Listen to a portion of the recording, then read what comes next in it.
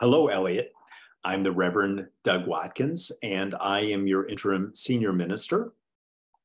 I'm Reverend Krista. I'm your Minister of Congregational Life. We're going to talk to you today about the bread service we're holding this Sunday. We're excited about being part of the bread service. For me, it's brand new and it's relatively new to Krista, at least here, but we have a long tradition in Unitarian Universalism of bread ceremonies being an important part of who we are. All the way back to our original Unitarian and Universalists who were part of the Christian tradition and celebrated some version of a more traditional Christian communion. Likely in probably around the 1930s, 40s, 50s, many of our congregations moved away from that, especially at the height of early humanism. There was often sort of a pushback against those kinds of rituals. But in the 60s and 70s and continuing to this day, there has been a resurgence of wanting to explore the power of ritual, and both to sort of either recover or recast some more traditional rituals, as well as using our imagination and creativity to come up with new ones. And bread was a very popular focus for those kinds of rituals. There are a lot of good reasons for it. Bread is very easily associated with the earth, and so there's a lot of symbolic meaning for that. Bread is often a way that we talk about how we sustain ourselves and nurture ourselves, and so there's some strong tie-ins there. And also because of the importance in the sort of communion idea of the community coming together and sharing a meal of meaning. Bread, of course, very easily offers itself to that. And so we have a long tradition in Unitarian Universalism of using bread as part of our rituals. And we also have a fairly long tradition here at Eliot around our bread ceremony. Our bread service is deeply informed by the work of one of our earlier ministers, Minister Emeritus Reverend John Robinson, who came to Eliot in the early 1970s. And in 1976, he developed a very particular bread service. He was part of this whole movement of reclaiming ritual in Unitarian Universalism. He created a bread service that was meant to lift up the diversity and the uniqueness of each person in our community, which reflects our first principle, the inherent worth and dignity of every person. What he did was he invited everyone to bring bread or some kind of baking that was significant to them, either because it came from a religious or a cultural tradition or a national tradition or a family tradition, or just in some way was special to them. And during the service, they were invited to bring their bread forward, share a little story about that bread and why it was important to them, and leave it on the Thanksgiving table. When he started the ceremony, a long table would be set up down the center of the sanctuary, all the way from the front to the back, and the chairs were faced towards that table, and you would bring your bread to that table at the center. There was bluegrass music, so it had a real folksy feel to it.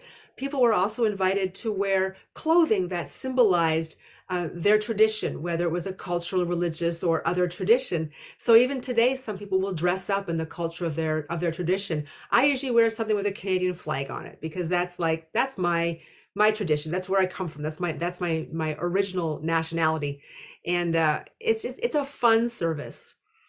Also, in more recent years, we have recent years meaning the 1990s, we've added another element to this service. And that is that we dedicate our entire offering to St. Martin's, which is our Unitarian Universalist partner church in Transylvania, Romania.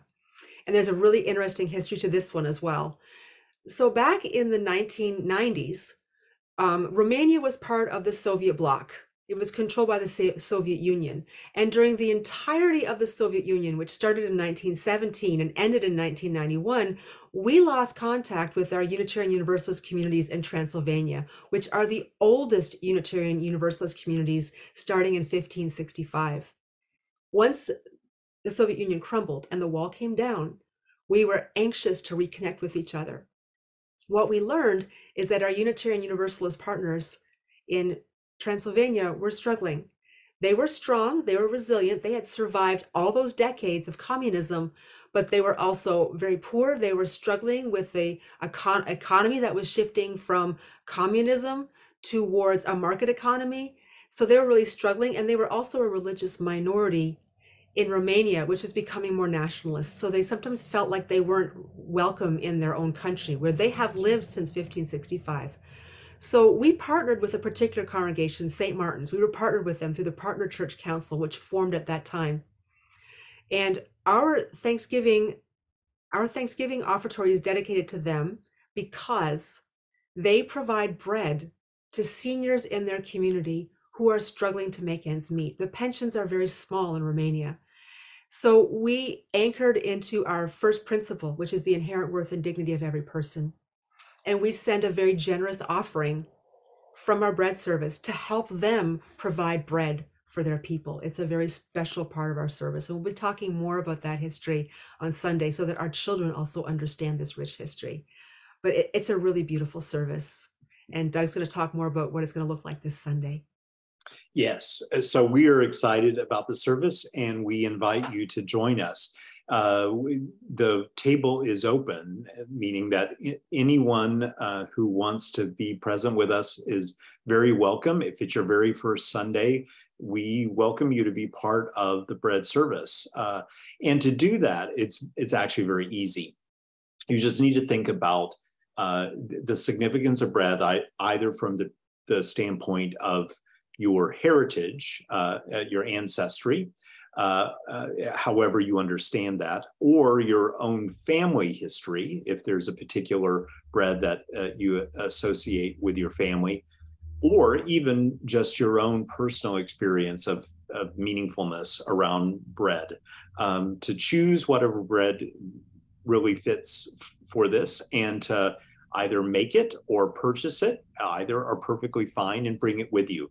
You will bring the bread with you into the sanctuary, or because we don't know how many people will be there, we will also have the possibility of overflow seating in Adams Hall in the garden room.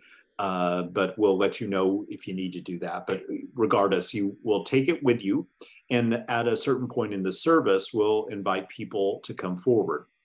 And it is an intergenerational service. So we invite people of all ages to be a part of it, and for your families to participate. And so you can come up as a family or send a representative forward with your bread and briefly share with the congregation what its significance is, its meaning, so that we understand why it is that you brought it with you.